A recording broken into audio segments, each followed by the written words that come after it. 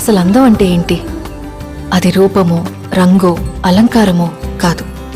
ఏ ఒక్కరి జడ్జ్మెంటో, అభిప్రాయమో కాదు. ఒక కవి వర్ణనో, చిత్రకారుడి బొమ్మో కాదు. మరేంటది? అందమంటే గుణం.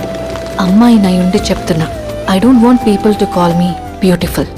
దాని బదులు నీది కష్టపడే తత్వం, నీలో కరుణ ఉంది, నీకు ధైర్యం ఎక్కువ, నువ్వు తెలివైన దానివంటే నాకు సంతోషం. Address us by our qualities. M S Subbulakshmi అంటే భక్తి, అందం కాదు. మదర్ తెరెసా అంటే కరుణ, అందం కాదు. ఐన్ ర్యాండ్ అంటే తత్వం, అందం కాదు. సరస్వతి అంటే విద్య, దుర్గా అంటే ధైర్యం, గౌరీ అంటే తపస్సు, లక్ష్మి అంటే శుభం. ఇలా ఏ దేవతనైనా ఆమె క్వాలిటీస్ కోసమే పూజిస్తారు, ఆమె అందం కోసం కాదు. నీ గుణాలే నీ సంతకమవుతాయి, నీ అందం కాదు.